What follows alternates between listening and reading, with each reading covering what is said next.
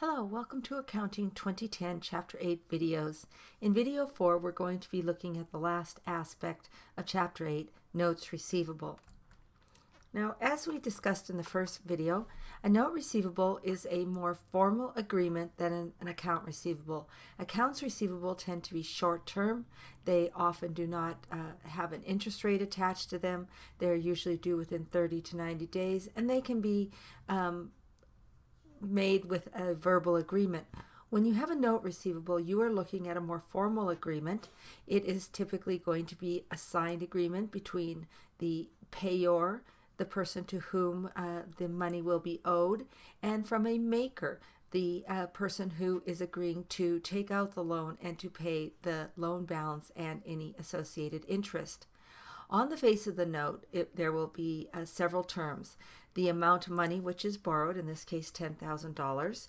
You can see who the payer is. You can also see the agreed upon annual interest rate, and the interest rate is always expressed in annual terms.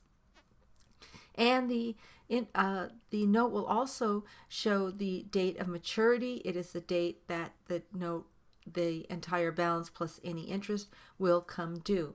So we have that as June 30, 20x8. And then we also have the day of which the agreement was made. And it is during this period of time that the interest will accrue, and we will have to calculate what that interest is. So in this course, we are going to be looking at three basic ways of computing interest. The general formula is the same. It's always going to be principal times rate times time will give the amount of interest. If we're looking at a year, the number that we will use will be 12 over 12, or 1 year, 12 months over 12 months. The interest rate is always expressed in an annual term. You will not be breaking this down. If it says a 6% interest rate, an 8%, a 10%, you will always use that interest rate.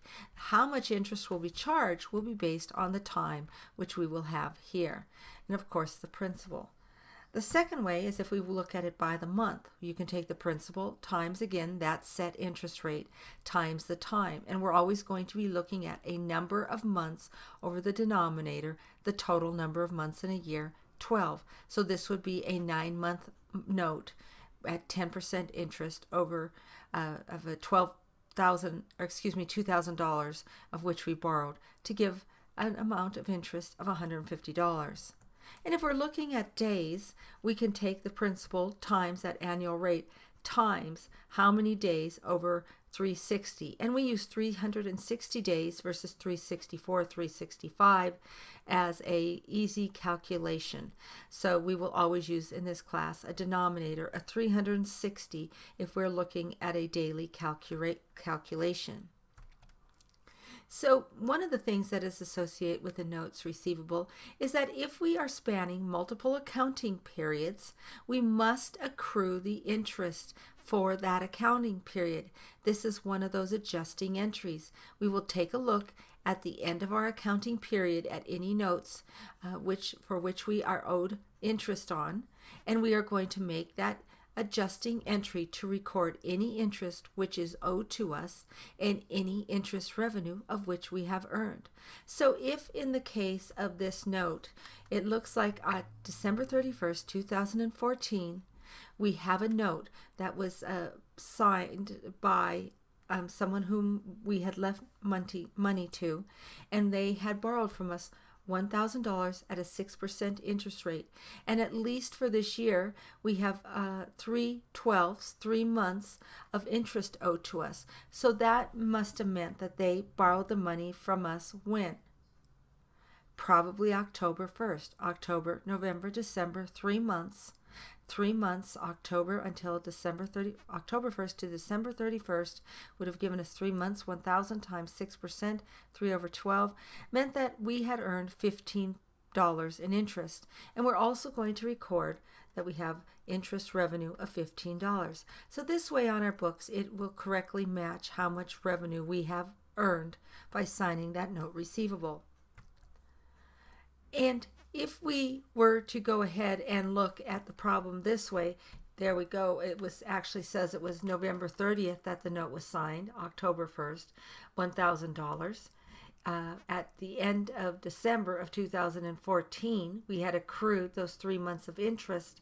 If it was a 1-year note and it was due on September 30th of 2015, we would go ahead and know that we have $45 more in interest earned, plus we would have a total amount due to us, the $1,000 that we had initially lent, $15 owed to us from the previous period, and $45 owed to us in this period, for a total of $1,060.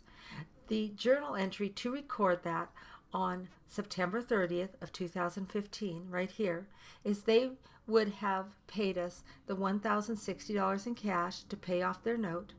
We would take the note off the books. Apparently it was L. Holland who had borrowed this money, the note receivable, for $1,000. We would have to also remove that $15 interest receivable that we had from this journal entry in 2014. It's on our books as a receivable, and we have it as a debit. Let's go ahead and look at that. We have it as a debit. And when it's actually paid, we're going to credit it to take it off the books. It's no longer owed to us. And we can also then record the interest revenue earned for the 2015 year of $45. So we have the $15 receivable removed from the books, the $45 of revenue, the $1,000 of the note taken off the books, and the recording of the $1,060 in cash that we will have received to finalize the settlement of that note. So once that note receivable has been collected on, it is off the books. If the note is dishonored, if the people who owe us money do not pay the note, we are going to take that note off the books, any interest associated with that note, and we're going to go ahead and reestablish it as an account receivable, so that perhaps we can send it to collections or put a more aggressive approach to collecting on that note. That concludes Chapter 8 with notes receivable. In Chapter 9, we are looking at the depreciation methods of long-term assets.